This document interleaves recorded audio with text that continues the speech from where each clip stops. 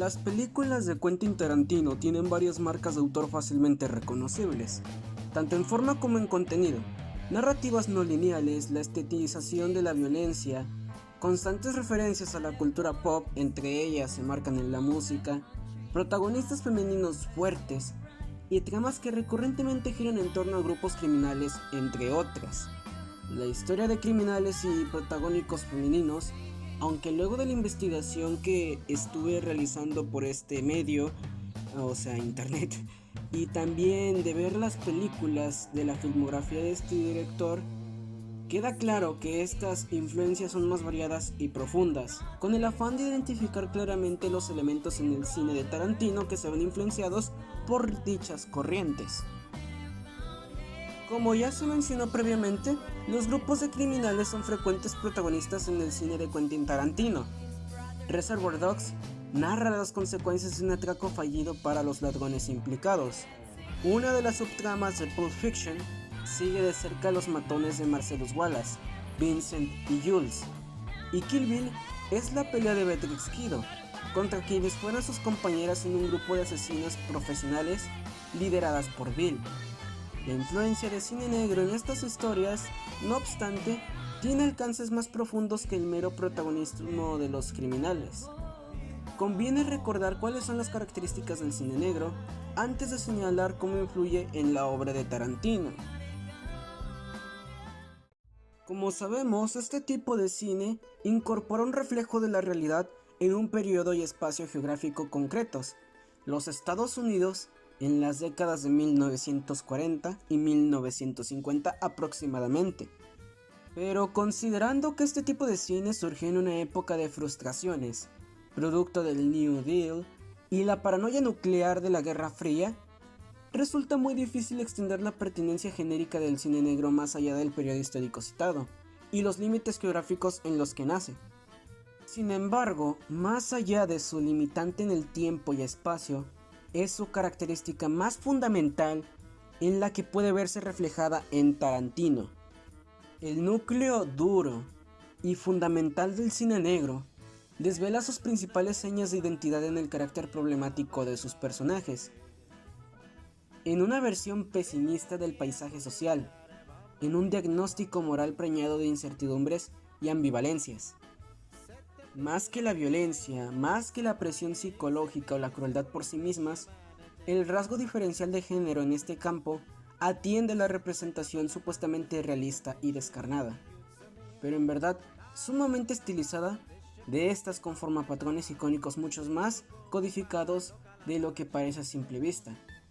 El cine negro, mediante sus representaciones de crueldad y violencia, actúa como espejo de una sociedad aquejada por males escondidos, bajo las apariencias de la respetabilidad oficial más honorable. Dicho esto, puede afirmarse que, aunque el cine negro queda reservado para su contexto histórico específico, Tarantino adapta la crítica social de este cine en los contextos del siglo XXI, mediante sus protagonistas criminales y sus actos violentos. Entonces, se vuelve pertinente conocer cómo emplea Tarantino esta violencia y hacia dónde apunta con ella.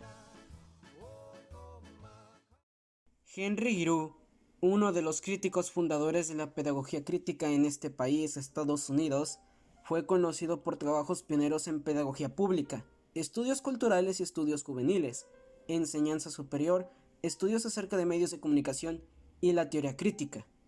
Giroux comentó que pueden distinguirse tres tipos de violencia en el cine actual: la ritual, entendida como gratuita, banal, predecible y estereotípicamente masculina; la simbólica, que emplea la espectacularización de la violencia para promover una reflexión sobre sí misma; y la hiperreal, propia del cine posmoderno para retratar la violencia, marcada como una sobreestimulación tecnológica, los diálogos chirriantes, una narrativa dramática, la parodia y cierta atracción por el realismo visceral. La violencia en los cines de Quentin Tarantino, tachada de banal del mismo modo que muchas películas posmodernas, en realidad se complementa con todos los elementos de cámara, narrativa y puesta en escena para alcanzar significados más profundos, propios de la violencia simbólica antes citada. Tomemos como ejemplo La forma en que se representa la rutina de Vincent y Jules, los matones de Pulp Fiction, a través de la banalidad del diálogo. En una escena se encuentran discutiendo sobre los diferentes nombres de hamburguesas en Europa y Estados Unidos. En otra, le vuelan la cabeza a Marvin por accidente. A nivel narrativo, la violencia y súbita muerte de un hombre tiene el mismo alcance de una simple charla sobre hamburguesas.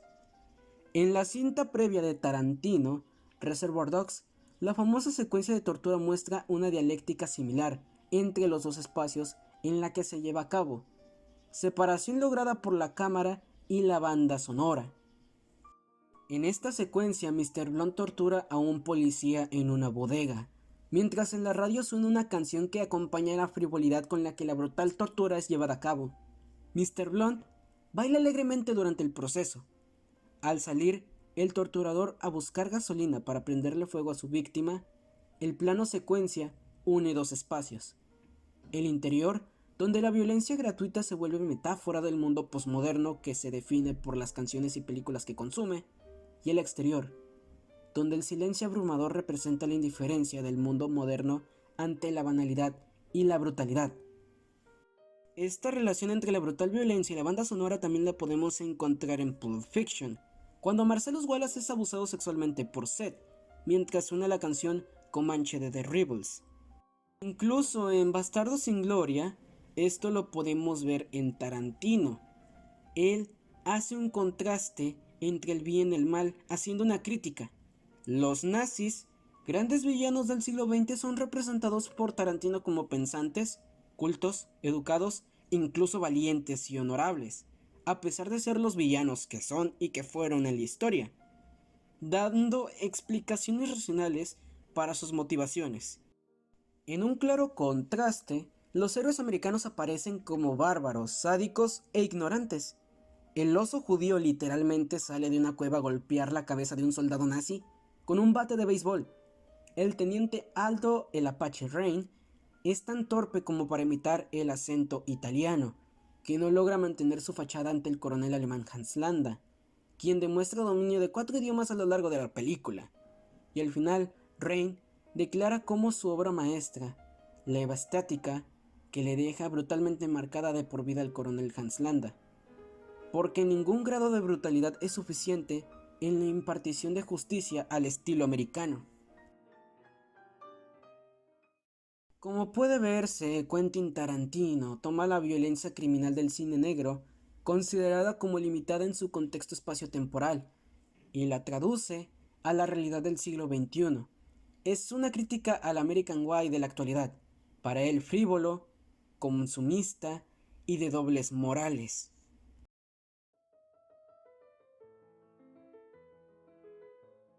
Existen varios elementos formales y de contenido de este movimiento, los cuales pueden reflejarse en la obra cinematográfica de Tarantino y pueden agruparse en dos categorías: en la representación del género femenino en sus películas y los recursos narrativos que emplea. Los autores de la Nouvelle Vague propusieron nuevos temas para ser tratados en el cine, entre ellos nuevos modelos de mujer que rompían con los moldes propuestos en los cines tradicionales. En lugar de mujeres que solo se acomodaban con los fines románticos de un protagonista masculino, las actrices de la nueva ola francesa aparecían como mujeres independientes, contrapesos para los protagonistas masculinos, representando personajes que podían ser monjas, prostitutas, periodistas, bailarinas con objetivos y propios valores, muy acorde al espíritu de libertad de la década de los 60. En la figura de lo que viene siendo Benyon Nixon, llamada mujer guerrera, puede entenderse como una continuación de esta mujer emancipada del cine de la Nouvelle Vague. Este arquetipo de mujer que se distingue en cierta propensión a la violencia y por demostraciones de fuerza física y mental ante la adversidad, desafiando las categorías tradicionales de género al combinar sus rasgos femeninos con características típicamente consideradas masculinas. Estos personajes pueden ser claramente femeninos física y psicológicamente, pero sus cualidades no inhiben su habilidad para pelear de ninguna manera, al tiempo que sus rasgos masculinos no inhiben su humanidad. Benioff Nixon cita o llama mujer guerrera precisamente a Beatrix Kiddo en Kill Bill.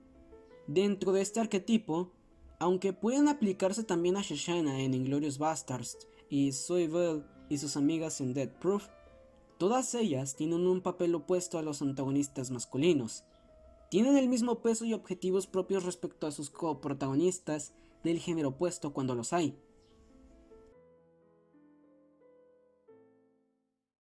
No obstante, Tarantino se toma el tiempo de resaltar su feminidad.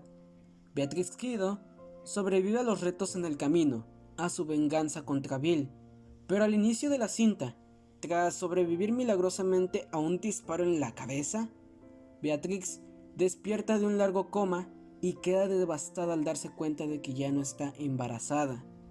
Una secuencia entera se enfoca en la figura femenina en Death Proof, y justo cuando el hombre antagonista es humillado y liquidado por las chicas, comienzan a rodar los créditos acompañados de la canción de Chicas con Corazones Rotos, Chick Habit, y a Shoshana, lista para poner en marcha por sí sola su plan para destruir a los nazis. Se le dedica también una secuencia en la que se viste, se maquilla y carga una pistola para iniciar su venganza. El otro elemento de la nouvelle vague que influencia el cine de Tarantino es el narrativo, que se nutre de varios recursos como el uso del traveling y del plano secuencia, el rechazo a las tramas novelescas en favor de las que cronológicamente están desarticuladas y un sistema de referencias culturales en que Godard se apoyaba en el cine, literatura, música, pintura, traducido a la época actual. Decía Jean-Luc Godard que un traveling no corresponde a un mero propósito estético, sino uno moral. Uno que es claramente aplicado en el caso de Reservoir Dogs y su escena de tortura. Todos los espacios y sus retrospectivos significados son unidos justamente por un traveling, formando un plano secuencia. Las tramas no tradicionales son típicamente del cine del Tarantino, como es el caso de Pulp Fiction, Kill Bill, y las historias que se desenvuelven por capítulos cronológicamente desordenados. Por ejemplo, en Kill Bill Volumen 1, la película comienza con el atentado de Bill contra Beatrix, salta en el tiempo al duelo con Bertina Green, en el cual sucede luego del asesinato de Oren, que es la última secuencia de la película. En otros casos como Death Proof, Django o Once Upon a Time in Hollywood, las cuales van ordenadas cronológicamente, pero no siguen una estructura novelesca. En el caso de Reservoir Dogs, transcurre con la incógnita de quién fue el traidor del grupo, y al final los personajes aparentemente mueren. En Death Proof, el antagonista es abruptamente liquidado por el segundo grupo de chicas que carece de relación con el primero, el cual desaparece a la mitad de la historia. Y en el caso de Django sin cadenas, podemos ver cómo la historia desenvuelve toda la trama de Django desde que se encuentra con King Schultz hasta que Django libera a su esposa. Y en Once Upon a Time in Hollywood podemos ver cómo es que desde el principio vemos a Cliff Booth y vemos a Rick Dalton, que son entrevistados en la película de Once Upon a Time in Hollywood, hasta llegar a encontrarse con los miembros de la familia Manson, y cómo es que Rick al final tiene un buen final conociendo a Sharon Tate. Por último, el sistema de referencias culturales muy característico de Godard también aparece en la filmografía de Tarantino. En el apartado anterior se hizo referencia a la conversación de Jules y Vincent sobre hamburguesas en Pulp Fiction y cómo esta tiene igual o menor importancia que el asesinato de un hombre. Esta intertextualidad que popularizó Godard sirve a un fin de crítica en las cintas de Tarantino, como ejemplifica su referencia al mundo del cómic en Kill Bill, con el discurso que dicta Beatrix sobre la debilidad humana. El alter ego es Clark Kent, no Superman, pues el alienígena percibe al ser humano como débil y cobarde. Algo básico de la mitología del superhéroe es que está el superhéroe y está su otro yo. Batman se llama Bruno Díaz. Spider-Man se llama Peter Parker.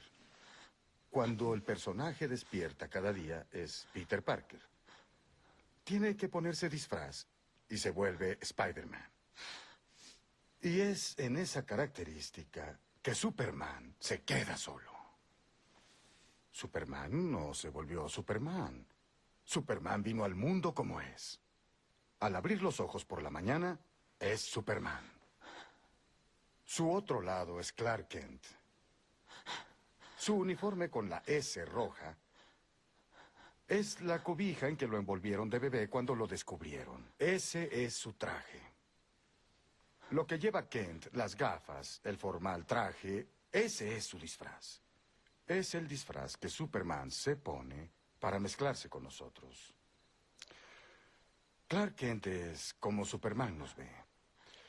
¿Cuáles son las características de Clark Kent? Débil, inseguro de sí mismo, es un cobarde. Clark Kent es como Superman critica a toda la raza humana.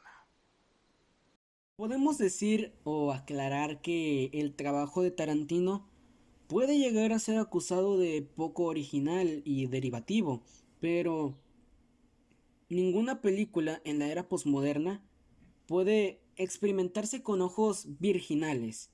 No sé, podemos decir que Interestelar se parece mucho a 2001, una odisea del espacio, y es porque es una película sobre el espacio. Y aparte porque el guionista y director de la película, Christopher Nolan, junto a su hermano Jonathan Nolan, han dicho que esta ha sido una inspiración para ellos realizarla. Y lo mismo puede decir Tarantino de las películas como Kill Bill, que se basa y hasta es un homenaje hasta el propio Bruce Lee. Las películas de culto están hechas de arquetipos, citas, alusiones y referencias a todo tipo, un catálogo de obras anteriores, efectivamente convirtiendo a la obra de Tarantino en obra de culto. Toma prestados elementos de otros cines, los mezcla con referencias a la cultura popular de su tiempo y los impone como una propia marca, que hace que su estilo pueda ser reconocible en cada una de sus películas.